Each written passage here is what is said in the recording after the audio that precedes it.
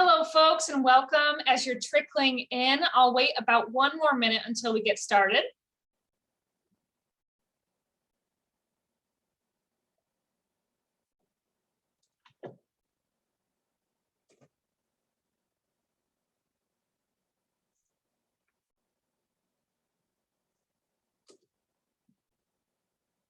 Welcome to everyone joining us.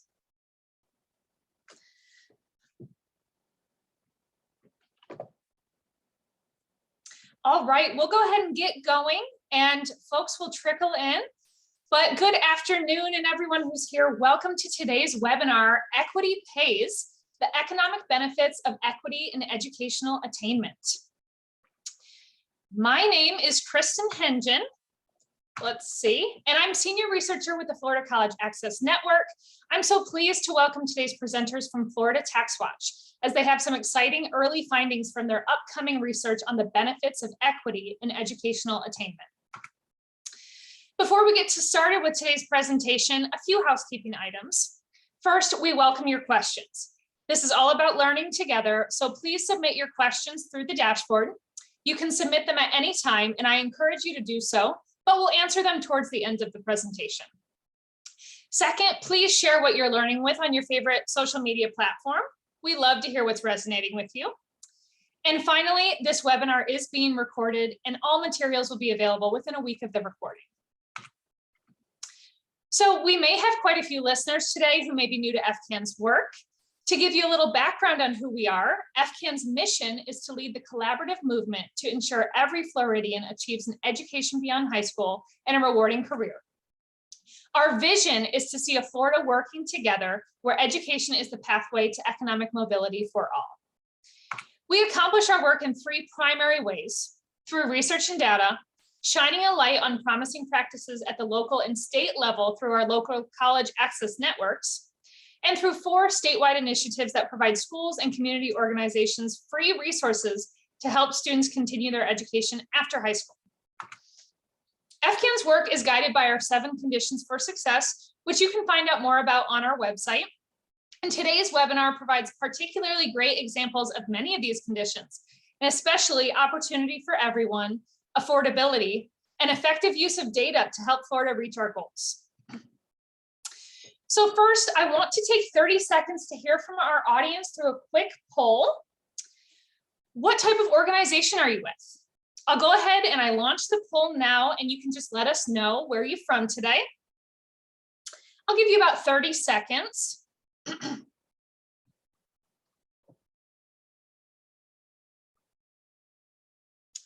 Awesome, lots of responses coming in. I'll give you about 10 more seconds here.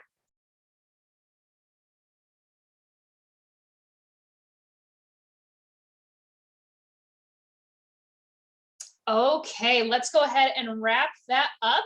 And we can see we have a nice array here, a lot of college and university folks, a good showing of K-12 folks, some nonprofit folks, some business and development folks. So welcome to everyone. And that's good information for our panelists to know as we move forward. So thank you. And just before I turn it over to our excellent panelists, I want to give you a little bit of background.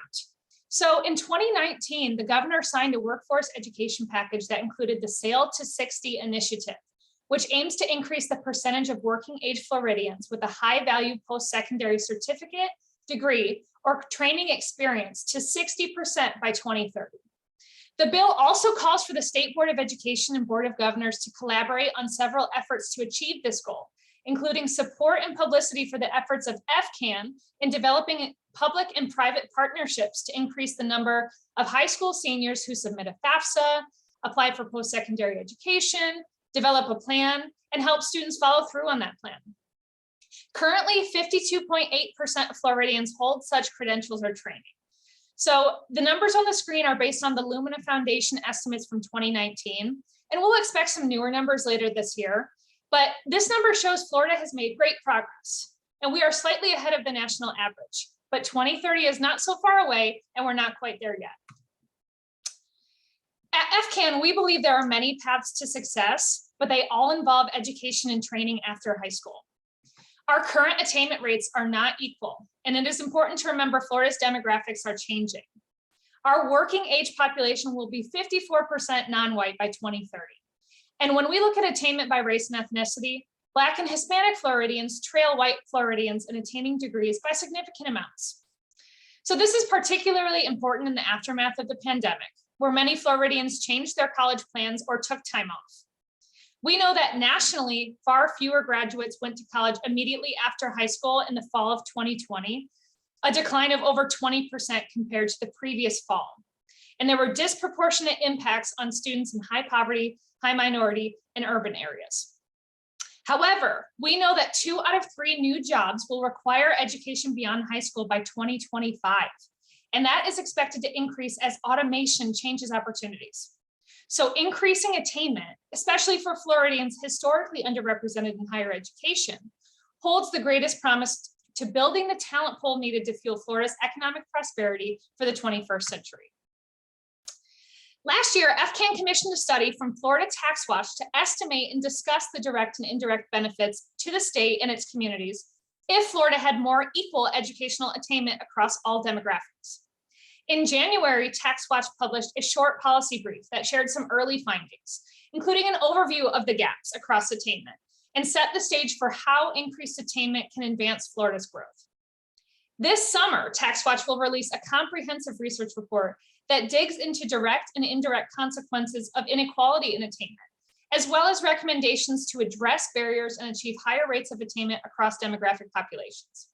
If you're with us today, you are very lucky, because you're going to hear a sneak peek at some of their findings available in that later report. And so with that, I am so pleased to introduce our panelists today. Jonathan Jareen is the research economist at Florida Tax Watch, where he calculates the economic and fiscal impacts of a wide range of policy issues, such as workforce development, climate change, and consumer data privacy. He is a graduate of Florida State University's Master in Applied Economics program, and he has formerly worked for Enterprise Florida, the Florida Senate, and the U.S. House of Representatives. Meg Canan graduated from the University of Florida with dual majors of political science and sustainability studies, as well as a master in Florida teaching. Passionate about education systems' role in communities, Meg has volunteered, mentored, interned, and taught at various types of schools before joining the Florida Tax Watch team as a policy researcher. So welcome to you both. I'll turn it over to them to present some of their findings.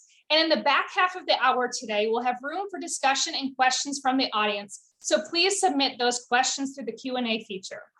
Jonathan and Meg, I will turn it over to you. Perfect. Thank you so much, Kristen. Good afternoon, everyone. As Kristen mentioned, my name is Jonathan Jareen, and I am the research economist at Florida Tax Watch. Hi, and I'm Meg Canan. I am a policy researcher at Florida Tax Watch. First, we would like to say thank you to the Florida College Access Network for allowing us to present today and for partnering with us on this critical research area. As the title suggested on the previous slide, we are going to look at the economic benefits of achieving equity and educational attainment. But first, a little bit about who we are at Florida Tax Watch. Florida Tax Watch is a nonprofit, nonpartisan research institute and watchdog that serves as the trusted eyes and ears of Florida taxpayers. Florida Tax Watch was founded in 1979, and for more than 40 years, we have informed policymakers and stakeholders on a wide variety of policy issues ranging from education and workforce development to the environment and climate change.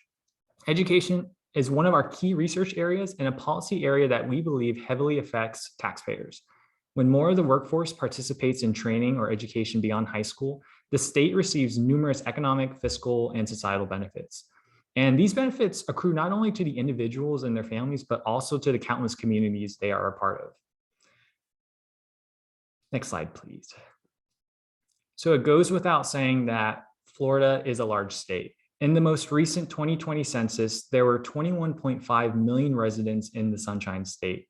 Considering Florida's sheer size, the state has a sizable economy. Florida has the 3rd largest workforce in the US behind only California and Texas. In terms of gross domestic product, GDP, which is the total value of goods and services produced in Florida in a given year, Florida has a GDP of more than $1.1 trillion. To put that amount in perspective, Florida has a larger GDP than all of Mexico and all of Indonesia. If Florida were its own country, it would be the 15th largest economy in the world. Florida has a strong economy and it relies heavily on having a well-educated workforce. There's an overarching goal for Florida to become one of the top 10 largest economies in the world by 2030, a goal which, even after considering the COVID-19 pandemic, can easily become a reality. However, to accomplish this goal, there are several long-term factors that we must consider. Next slide, please. Over the coming years and decades, Florida's workforce must continually develop and adapt to remain competitive in a globalized economy. Education and training will be quintessential for Florida's comparative and competitive advantage. First, consider the role of automation. Around 50% of current work activities performed across jobs can be automated, and some 6 in 10 occupations have more than 30% of activities that are technically automatable. These technical changes will favor skill-based careers, and an educated workforce can leverage these technologies to enable greater productivity. Furthermore, some of the fastest growing occupations require post-secondary experience. 70 of Florida's fastest growing occupations require a degree or credential beyond high school. These credential jobs are growing, and as a state, we want to satisfy growing labor demand, attract these high-wage businesses, and ensure our workforce is ready for all available jobs. Another important aspect to consider, our workforce is rapidly aging. By 2030, due to generational dynamics, all baby boomers will be age 65 or older and of retirement age. What does this mean for the workforce? Well, 2.4 million skilled workers in Florida will age out of their prime working age years. And within the next 10 years, we can expect to see this happen at a faster rate. And replacing these workers will be a challenge when we consider slower expected population growth and other demographic changes over the coming decades. So overall, Florida's future economy is a convergence of technological change and also demographic developments. The COVID-19 pandemic further demonstrated this point, illuminating the increase in the use of remote work across sectors and leading to many early retirements. A robust workforce can help Florida prepare for future economic disruptions. Even though COVID-19 was the largest economic shock in recent memory, it certainly will not be the last. Next slide, please. So far we have stressed the importance of a well-educated workforce for evolving economic and demographic conditions. In 2019, as Kristen mentioned earlier, Florida's state government adopted the Sail to 60 attainment goal. It's a workforce initiative aimed at increasing the percentage of working age population holding a high value post-secondary credential or degree. And as the name implies, the goal was to raise this percentage to 60% by 2030. For our current research project at Florida Tax Watch, we have adopted the Sail to 60 goal as a baseline for our calculations. And as Kristen showed earlier, according to the Florida Lumina Foundation, Florida has a 52.8% post-secondary attainment rate within its working age population. Here at Tax Watch, we incorporated some US Census Bureau figures from the American Community Survey, and we estimated that in Florida, there are roughly 791,000 people away from its 60% goal. So at an aggregate level, we still have a ways to go before achieving the desired level of post-secondary training. Next slide, please. So let's go a step deeper and ask the question, what does Florida's educational attainment look like when broken down according to race and ethnicity? If you've read our briefing from January titled The Economic and Fiscal Benefits of Education and Training Beyond High School, this figure may look familiar. On the left side of the figure, you will see the statewide education attainment rates. 11% of Florida's working age population has a graduate degree, which you can see in green. 21% has a bachelor's degree, which is in red, and 11% has an associate's degree, shown in the dark blue. When we look at some of the racial groups listed in this figure, we note a few observations. First, those who self-identify with the Asian population have surpassed the 60% education attainment level. In particular, 63% have either an associate's, bachelor's, or graduate degree. Both the white population and this group containing American Indians and Pacific Islanders are the next closest to the 60% attainment goal, with about 46% of each population group holding at least an associate's degree. And from this figure, quite noteworthy, educational attainment for Florida's Hispanic and Black populations is farthest from the goal based on this data. Around 38% of the Hispanic population and 31% of the Black population possess a post-secondary degree.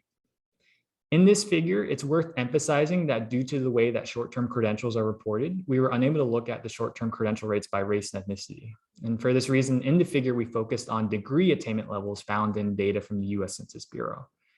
Nevertheless, based on these findings, we can see that there are notable differences in educational attainment rates across demographic groups in Florida. Next slide, please. So this figure conveys a lot of information that may seem confusing at first glance, but let me explain what we are looking at here. You'll notice two columns for 2020, the first being the business as usual column and the 60% attainment column. The business as usual column is the current situation that we presently observe in 2020. It shows what Florida's educational attainment looks like when dividing statewide attainment by racial and ethnic groups. For example, 56% of degrees and credentials in the entire state are held by the white population and 25% are held by the Hispanic population. To the right, the 60% attainment column is a sort of counterfactual scenario. It considers what would happen if each race and ethnic group achieved 60% of educational attainment. And in this ideal scenario, we would expect to see each group's share of total statewide attainment to be more similar to their share of the total population. Worth noting, the gap between the business as usual column and the top blue line, which is that statewide 60% goal I mentioned earlier, it shows how far off Florida is from achieving its intended goal. So for 2020, this gap is around 1 million people. Now, this number may seem a little different from that 791,000 number I mentioned earlier. However, that is because for this figure, we were unable to disaggregate all the credential data by racial or ethnic group. Next slide, please. So taking what I just showed you in the last slide, let's now consider what would happen in the future, taking into account the passage of time. Compared to the previous slide, in this figure, we added columns for 2030 and 2040 to show a 20-year time horizon. And if each racial and ethnic group continued to complete trainings and degrees at the same rates as they currently do in 2020, their share of educational attainment will remain different from their share of the total population. And you can see this with the business as usual columns for 2030 and 2040. In other words, if we apply each racial group's current attainment percentages to future population estimates, not only do we fail to reach the 60% attainment goal, but we also grow farther from our statewide goal. Florida's Hispanic and Black populations are expecting larger growth in the future, but applying their current lower attainment levels to a larger population size in the future makes this gap even bigger. Once again, the 60% attainment columns represent an idealized world where each race and ethnic group achieve a 60% educational attainment rate. So you can compare both columns next to each other. One last thing I will point out from this figure, notice that the gap between the business as usual column and the blue line for 2040 is bigger than the gap for 2020. That gap grows from about 1 million people in 2020 to about 1.5 million people in 2040. From these two previous slides, it's apparent why higher education levels of attainment are an important indicator for effective educational and economic policies in Florida. Next slide, please. So what if all populations reach 60%? Well, higher earnings would lead to different employment outcomes. Higher productivity, for example. With a more trained workforce, businesses should expect to be more productive in what they do. Higher earnings and disposable income also go into the pockets of many individuals, which then can help savings. So people with higher earnings and education level often spend more money, but this is usually a smaller proportion of their total earnings. So the difference is usually what goes to savings. So this enables savings. More disposable income translates into increased spending, fueling the local economy. The money that supports local businesses can also further induce job growth across a wide variety of industries. With each additional purchase, state and local governments benefit from sales tax revenue that go to fund necessary programs and projects. Finally, higher earnings can lead to greater economic self-sufficiency. Connecting individuals to high demand, high value jobs offers economic security that can help individuals meet their unique needs. And this would potentially alleviate some of the need for certain social safety net programs like Medicaid and SNAP. So at this time, we want to look at what is the overall quantification of economic benefits for the state of Florida. And for that, I'd first like to poll the audience to see what people think. Kristen, you could start that.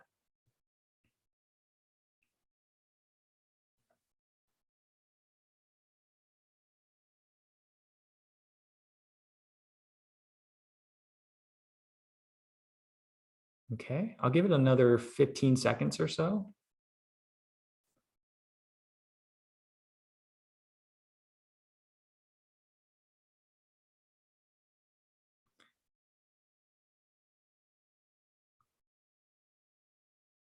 All right, Kristen. So it seems like most respondents said over 1 billion, and you are correct. But in reality, in Florida, if we can expect to see raising educational attainment rates across all demographic groups, this would produce an astounding economic benefit of $52.6 billion to the entire state of Florida, according to our calculations at Florida Tax Watch. So to place that big number in context, that number is 47% of the state's entire budget that was just passed 2 weeks ago. So the economic benefits are significant and would likely compound over time. So just imagine that as being one small number that would likely grow as time passes. So those are the economic benefits and some of the long-term economic and demographic factors to consider. Now it's time to talk a little bit more about strategies and how we can bolster educational attainment across all demographic groups. So for that, I would like to turn it over to my colleague, Meg, to give that part of the presentation. Thank you. Hi, I'm Meg Canan, a policy researcher at Florida Tax Watch. Jonathan has discussed with you Florida's current standings in terms of post-secondary trainings and education, as well as what Florida stands to gain when education is progressed across populations. But how do we get there? Next slide. One more time. There we go. Imagine a set of building blocks. You want to have a tower that is at least a foot tall. If you do not have enough blocks, you can't make your tower. Maybe you have just enough to stack them vertical, but your tower is less sturdy. It will be stressful trying to ensure they stay stacked. Pursuing a training or education requires having enough building blocks for supports. If students have a strong academic profile, that gives them a few extra blocks. If a student has a mentor, they have a few more. If students have available funds, that builds the tower much higher. Students receive blocks in different ways and in different amounts. As Florida Tax Watch investigates how to enhance Florida's workforce development, we are trying to determine which building blocks best support students' continued education and which building blocks can we try to provide within schools or with policy and partnerships. Before we discuss some building blocks, we want to acknowledge that our goal isn't to shock you. We think many of you will be well aware of the impact of these support structures. Our goal is to acknowledge that effective building blocks are worthy of conversation and being progressed through actions and policies. I am sure there are people on this call who provide students with building blocks every day. We thank you for your service, whether as an educator, leader, or engaged citizen. Next slide, please. Within the school building, there are many building blocks we can provide to students. Today, we will focus upon 3 of them. Engaging students in career planning. Over the years, Florida has taken strong steps toward collecting data and resources relevant to career planning. CareerSource Florida and the Florida Department of Education have informative tools that can help students learn about career options and how to take the educational steps to reach their ambitions. But students don't know what they don't know, and this applies to all types of learning institutions. We must connect students to available information to ensure they can utilize it. As early as elementary school, career planning in the form of exploration should help expose students to what is possible. Exploration creates a foundation of meaning, helping students stay engaged in school, work through goals, and see different career opportunities as achievable. In secondary school, students should continue exploring their options and start experimenting with careers through related classes, internships, shadowing, or volunteer opportunities. Students will need to determine the post-secondary educational steps needed for their aspired careers, as well as what needs to be done in high school to lead to their next steps. Many students will need help connecting with informative tools, navigating the resources, and applying their newly acquired knowledge to the application process. And yet still in post-secondary school, we still need to make sure students have access to career planning resources. Some students will need to know the availability of academic, financial, and health resources to aid their academic journey. Students may need help determining how to reach graduation requirements or how to connect their newly acquired skills to finding a job. So next, connecting students with mentors. Florida Department of Education funds several mentorship programs for at-risk students. Released impact reports show great benefits to these community-based programs. For example, Take Stock in Children is a mentorship program that sees about 9 in 10 participants pursuing post-secondary training or education after high school, contrasting with the average of 1 in 5 at-risk youths pursuing post-secondary training or education across the nation. During their school days, students also need help developing academic strength. After 3rd grade, students are reading to learn rather than learning to read, causing great gaps in learning if students are not ready to read yet.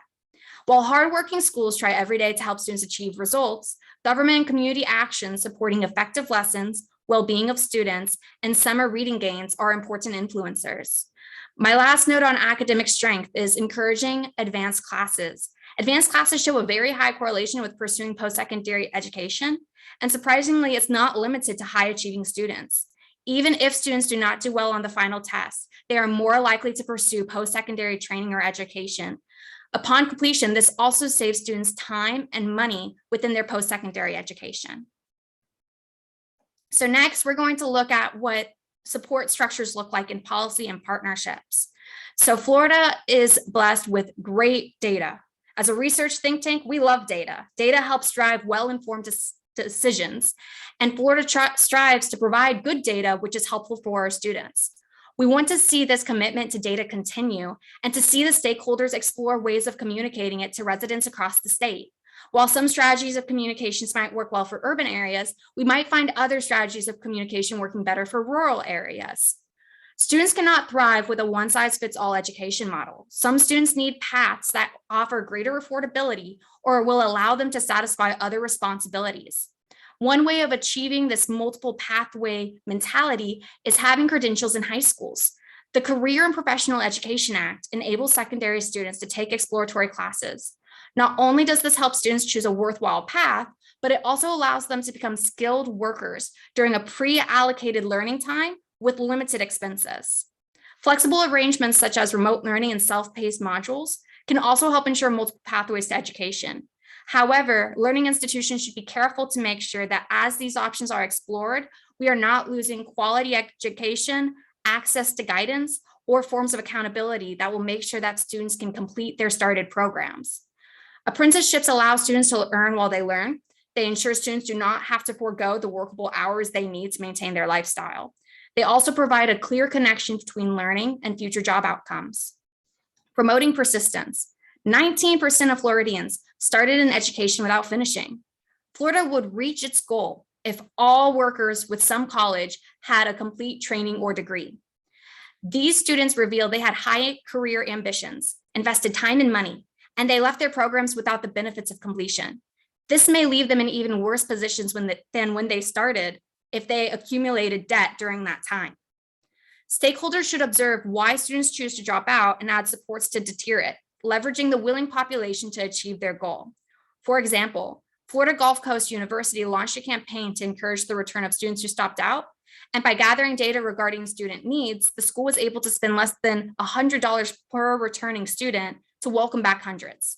Some schools have instituted stackable credentials, making the pursuit of education less risky. By weaving credentials into the fabric of degree attainment, a student leaving school before earning a degree will at least have a credential to help their participation in the workforce. Lastly, we come to empowering community and business partnerships. As we have discussed throughout this presentation, opening doors to post-secondary training and education is not only about the individual, but also influences larger communities. When community members and businesses join the conversation, they can offer innovative paths to greater educational attainment. For example, Broward Up is a program by Broward College that offers extra supports to students from areas of traditionally low educational attainment and high unemployment, providing students with skills to ensure they can be gainfully employed residents. Broward Up offers these students lower fees. Lee Health worked with the Future Makers Coalition to help determine how to support students' journeys to becoming certified nursing assistants. Having this partnership not only satisfied a worker shortage, but also better informed what students in the area needed for their career development. Many students cannot receive enough building blocks within their life circumstances. Florida needs to strategize how to overcome this. Florida Tax Watch believes all the building blocks we share today need to be part of Florida's strategy for strengthening its education to workforce pipeline, and they can be provided through policy and local actions. There are many more building blocks that can add to students' towers, and our state should be exploring and testing the effects that different supports have for different communities. So now we're going to move on to our key takeaways from today. Florida stands to gain $52.6 billion in annual earnings if all populations experience an increase in educational attainment to 60%. Populations underrepresented in higher education are growing populations. If their percentages of educational attainment remain static, more people will be left behind in the future. Stakeholders across the state should be looking to recognize building blocks that support education and finding ways to replicate and expand their effects in new communities. So now we're moving on to our last slide. We want to thank you for letting us speak with you today, and a huge thank you to the Florida College Access Network for working with us, inviting us to speak. We have provided ways for you to further engage with us. You are welcome to read our reports, visit us at the FCAN Summit, and feel free to email me or Jonathan with questions or ideas for continued research. Kristen, you are welcome to take over and direct questions from here. Excellent. Thank you both so much. Some really compelling numbers in there. And I want to go ahead and ask you both some questions while we have you here. And folks on the call, feel free to chime in the Q&A with any questions you may have. But I just want to know, if we have a diverse group of folks in the audience, what are some key takeaways for businesses listening in? For example, folks involved in workforce, business, why should business have an interest in more equalized educational attainment? Well, Kristen, good question. I think it goes back to earlier in the presentation when I was talking about Florida's shifting and evolving economic landscape. And a lot of these workforce development issues are very localized. So the needs of one community may be very unique compared to another. So the needs of Miami-Dade may be different from Leon County, where we are at in Tallahassee.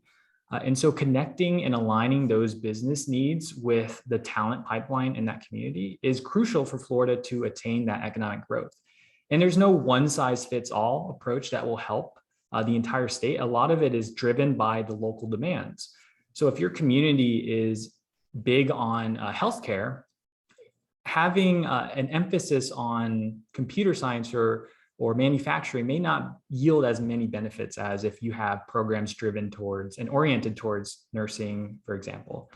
So for business leaders on the call and also just around the state, understanding ways to foster those partnerships between educational institutions and businesses and all these different organizations involved is a critical part of advancing Florida's overall economic goals. And if Meg wants to talk about, yeah, sorry about that. Go ahead, Meg. I would add to Jonathan's answer, it's also important to consider, what does higher earnings mean? What does that translate to? And so if we have this state that's benefiting from these higher earnings, we are also getting higher higher consumer rates going to businesses, and we have more money being given to our government to build infrastructure that benefits business. You can't run your business without good roads. Okay, excellent. So I'd also want to follow up a little bit. Where do short-term certificates and micro-credentials fit into this discussion? In particular, I'm thinking about, Florida's attainment goal, and you mentioned that major number that 19% of Floridians have some college, no degree. If they had, a certificate, they would contribute to the attainment rate. So can you tell us a little bit about where those fit in, and maybe even if you know of any disparate outcomes for different groups who may gain short-term certificates, for example?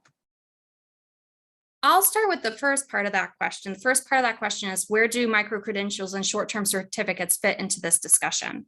So they have benefits, and their benefits are wide-ranging. They are great for upskilling workers who want to move up within a career they've already started.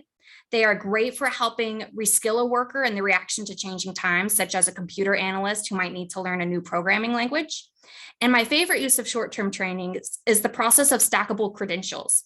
Having credentials within the fabric of higher education helps students advertise their skill set and allows for a student to stop out of a degree path without being empty-handed. However, there can be disparate outcomes if we have people pursuing these credentials, and I'll let Jonathan elaborate more on how that happens. Yeah, so to that second part about, why are there some disparate outcomes when we consider these short-term certificates? A lot of our presentation was focused on the worker side of the economy. So the training and skills that one develops to be an effective worker in the economy. But we have to also consider the other side of the economy, the businesses that are looking for talent. And so it's not entirely clear that, no emphasizing those connections. So for example, having participants know what their job outcomes can be, it may help them choose higher paying jobs. And also, if they are, for example, in a community with a low need for their certain training or skill set, that may mean the market's a little oversaturated and the demand for that type of labor or training is not as pronounced.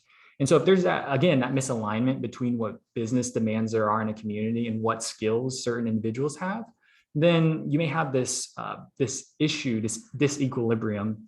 I shouldn't be using economic terms, but this misalignment between communities. And also something to consider is that different families have different connections and professional networks. So outreach programs are trying and should be getting people into post-secondary trainings, but make sure that this is aligned with the local community and their unique needs.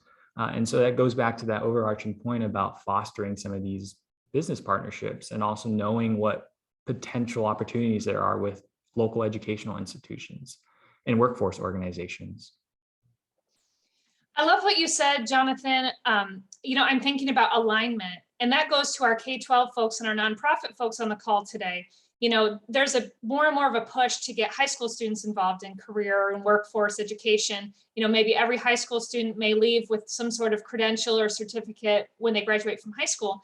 But you're talking about these need to be aligned, right? That there's an opportunity when they're aligned to the local economy needs. That just makes sense. So I appreciate you kind of digging into that a little bit.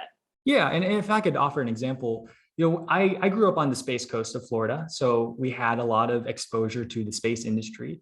And my high school and middle school had opportunities to engage in aerospace engineering or some of these more career paths that are oriented with the space program.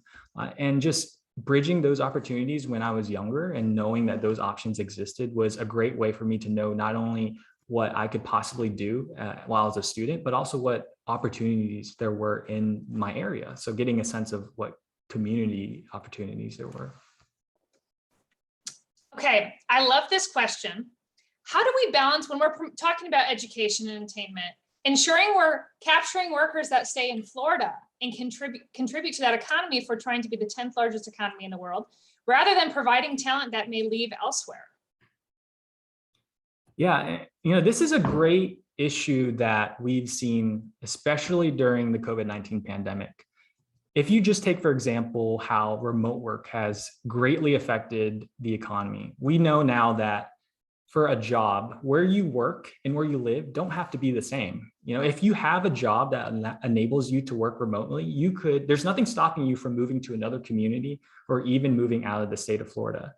So I think that is why, and I hate coming back to this point over and over again and beating the same drum, but understanding how to make those connections early on in one's life so that they know, I can be a part of this community. I know what businesses there are. I know what job opportunities there are, and to have that incentive to stay in that area, to know that there are opportunities. It's not just, I have this training and I should go somewhere else to utilize that training. No, there are opportunities where I'm at to make use of those. Of course, there are these overarching economic trends going on in the world, in Florida, and in every community that are constantly changing. And that's something that Florida will have to constantly adapt to. I mean, remote work was something that the explosion in remote work over the past 2 years is something that we didn't envision happening in 2019, for example. That and automation and all these different changes going on throughout the economy that have just accelerated these technological changes going on. So it's important to know that by encouraging these connections early on and showing these students that there are opportunities where you are, that may be one way to address the issue. It's not the only way, but it's one way. And I will add to that. I think that when we're trying to make sure that we're being targeted with our education and we're not just educating people so they'll go and leave, we want to make sure that we have different community members talking. We don't want a school promoting a program where the area or even the state might not need what they're releasing. So when we see partnerships such as what I talked about with Lee Health that came to an education program and said, we need more certified nursing assistants, that helps combat that problem. When we have high schools and we're looking at the CAPE funding and what we are actually funding that towards, our state government has been trying to push high value credentials. And that's their way of saying, we want to make sure we're choosing credential programs that our residents can use here. And I think that the last piece of that is talking to businesses. I know in Orlando, they have this amazing undergraduate and graduate program at UCF for video game developers. And because of that, we're starting to get this downtown district that's very interesting in gaming, and we're attracting those businesses to us. So while our number is currently theoretical, we want to make sure that we choose targeted actions to expanding education that make us realize the full benefit that we could. Okay, great. I love those answers. And I want to follow up on something Jonathan mentioned about automation. We talk about automation at FCAN and the importance of having this post-secondary degree or credential to make sure your job is not at risk for automation in the future. But that can seem really abstract. So can either of you paint a picture or fill that in a little bit?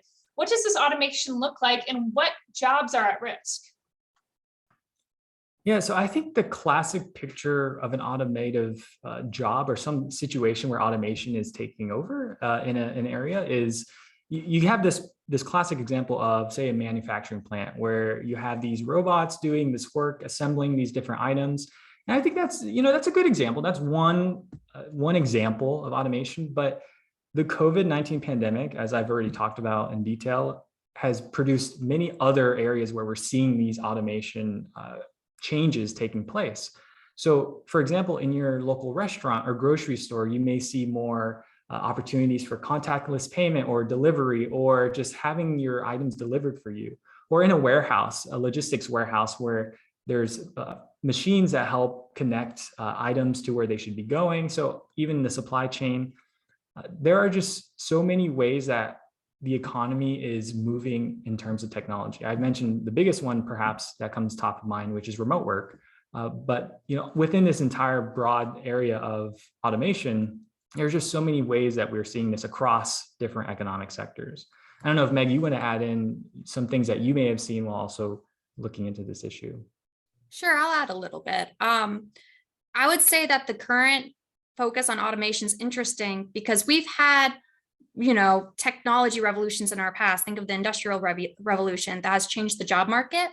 And in the past, it would hurt skilled workers. We no longer needed seamstresses as much as we did before the Industrial Revolution, that sort of thing. And now we're seeing something a bit different. We're seeing that automation is helping us replace predictable tasks that typically don't need extra education, which is why we start to focus on higher education and specialized skills as a form of job security. Now, I think it's important to note that this change in automation isn't going to only affect people who don't have an education. We're going to need educated people who learn new skills and might experience changed job descriptions. However, if we have an education system that encourages higher education and encourages adding skills, then it can help everybody adapt to our changing environment. And Chris, if I may add one thing also real quick, sorry to go back, but when we talk about this issue of automation in the economy, I think sometimes there's this misperception that when we say automation, it means people's jobs are being taken away and they're losing those jobs. Well, as part of this automative and technological change going on in the economy, it produces new skill sets, new demands for jobs and specializations. So this underscores the need for reskilling and upskilling opportunities for people in their career path. And that is another reason why we need to consider ways that for people who may be older and into their career, how do we enable them and how do we give them the skills to adapt to an evolving workplace without having to, for example, just go and get another 4-year college degree? Time constraints, other limitations that may not just seem feasible, but having those adequate upskilling and reskilling opportunities may be one way to really address the automation going on. And there are new opportunities, new skills to be had in this economy that's constantly changing.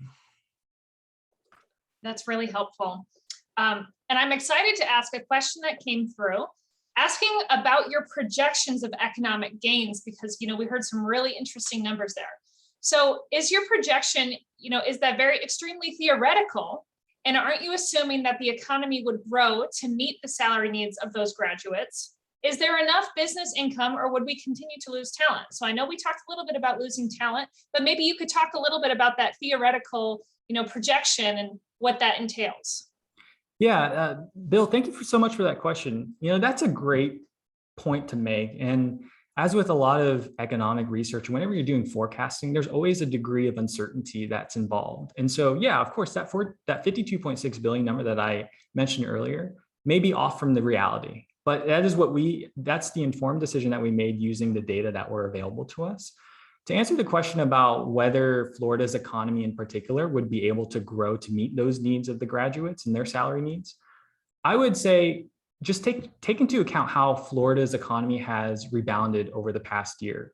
Compared to the lows of when the pandemic first struck the economy and Florida lost some 1.2 million jobs, we are now at a point where we have more than just reclaimed all those lost jobs during the early months of the pandemic, but we have more job openings than there are unemployed individuals in Florida.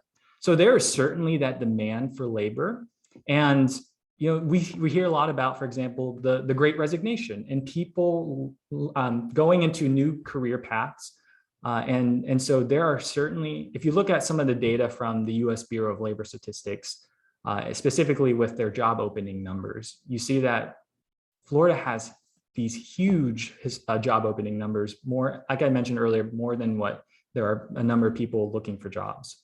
So, and Florida's future path, there are so many opportunities to address those needs. And I think the issue needs to be, okay, so we know those job openings are there. What are the skills they're looking for? How do we equip those workers with those particular skills in those communities to address that need? Okay, great, thank you.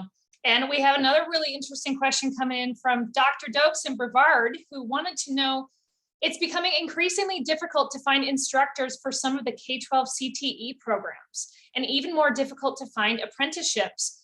If we are to parallel the need of programs to our local economies, as you suggested, but we have a deficit in available instructors, how do we address this? And she mentioned that they're struggling with welding, and specifically on the Space Coast.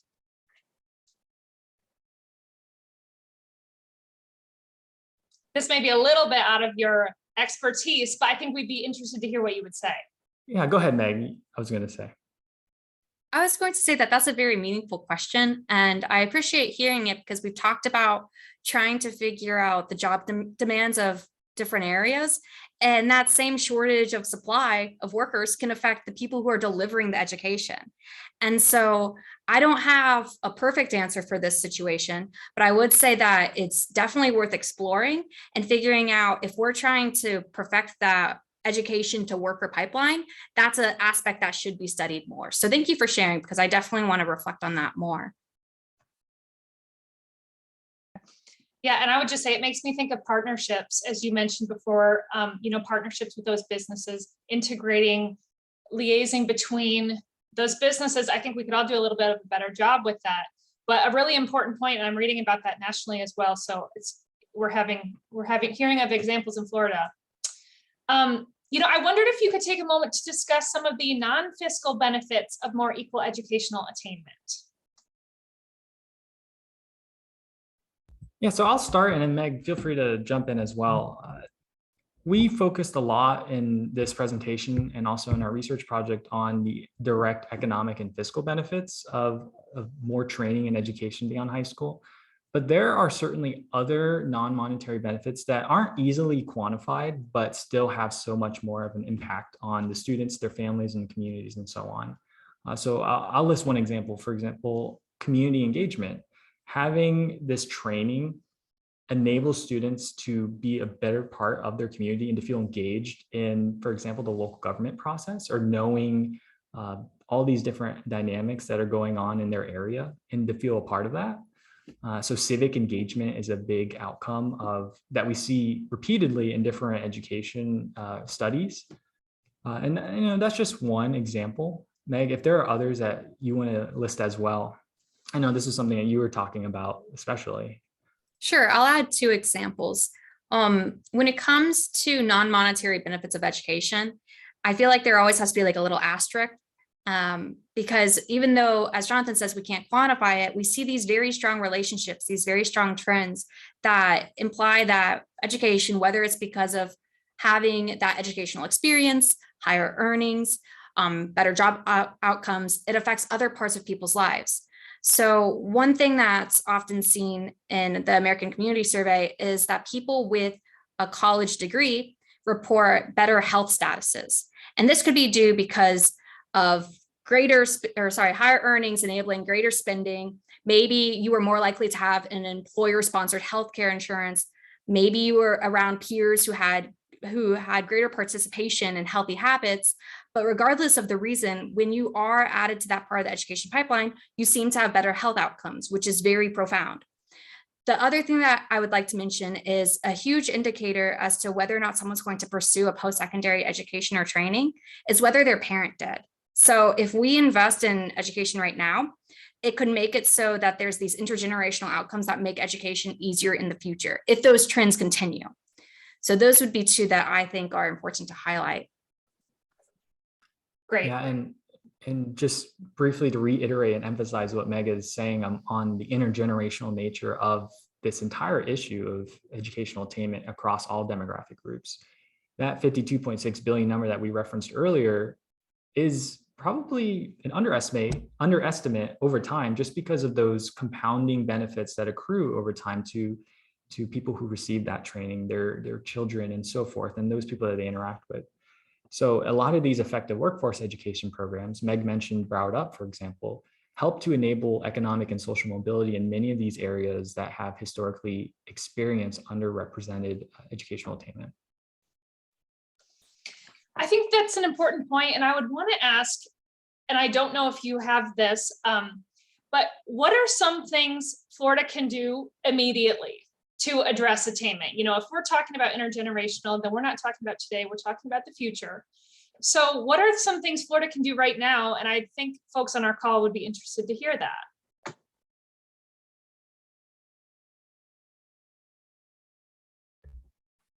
Well, the presentation that we had up had some of those immediate, perhaps policy recommendations, and also things that we can do in the school building, for example.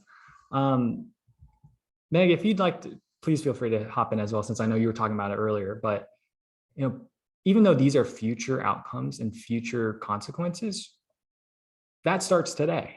Identifying what is the need for these communities, for these families. How do you address some of those limitations, such as transportation or technology limits? And how do you help connect and bridge those pipelines to, like I said before, acknowledge and address those local needs? So I'll add, when it comes to trying to get better education outcomes, there's not going to be a magical all fix solution. We're not going to have a law pass one day that makes it so everybody's able to achieve what they need to, right? And so when I talked about solutions in terms of building blocks, I wanted to make sure that we can talk about educational attainment and how to support it by recognizing that people have different needs. Some people are going to get their support structures maybe from just their families. Maybe their families went to college and can explain the application process to them, can help them with their funding. But other people are going to lean more heavily on things such as school resources, local college access networks.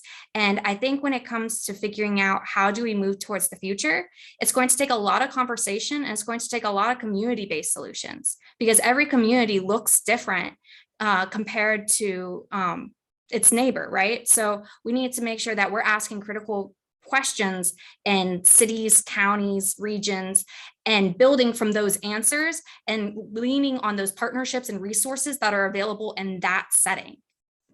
And I would like to invite the people on this call to engage with us. I mean, this is something that Meg has education experience. She was a former educator, but as an economist, sometimes I may not be as keen to those direct programs or efforts that are very effective. So valuable to us and allowing us to engage with policymakers and stakeholders is hearing from you, the audience. You are the ones who interact daily with students, with community partners, with businesses. So to hear from you and to get your input, we'll be at the FCAN conference, but also the contact that Meg provided earlier. We just want to hear from you, because I think that is what helps to inform our research and helps us to articulate some of those short-term, medium-term, and long-term efforts that we can pursue as a state. We're preaching conversation. And so where you want to be included in that, we want to hear what you have to say. I just want to reiterate what Jonathan was saying. Yeah, and I just want to shout out anyone in Central Florida on the call. Osceola Prospers just was announced last week as a program. All Osceola graduates of Osceola Public Schools can go to Valencia College, paid for. I mean, a really revolutionary program this year. So thinking about, hearing about the ways that the community came together to put that program through is exactly what you're talking about, these partnerships. That's really what we're trying to do. So I think with that, I'll leave Jonathan and Meg with any last brilliant words to share. What say you? What are we missing, or what's one more thing that you'd like to share with our audience?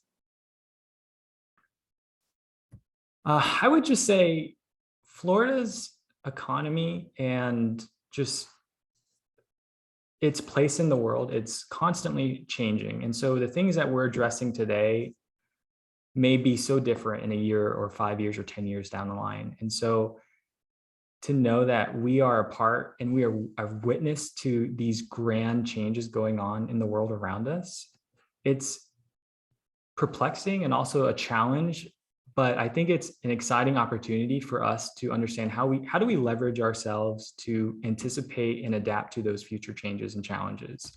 How do we foster these partnerships? How do we help enable opportunity, and how do we achieve those long-term goals that we have set? So I would just like to say thank you again also to FCAN for partnering with us and allowing us to speak today. So thank you, Kristen, and everyone else at FCAN.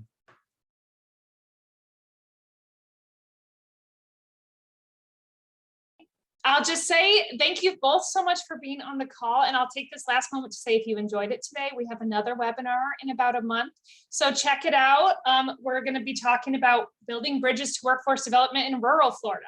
So directly aligned with our conversations today, please put that one on your calendar. Thank you both so much for coming today. I think we all really learned a lot. And if you want to hear more, come to the FCAN Summit in May, and then look for that big policy report coming out in the summer, and we'll be sure to be sending it out on our channels.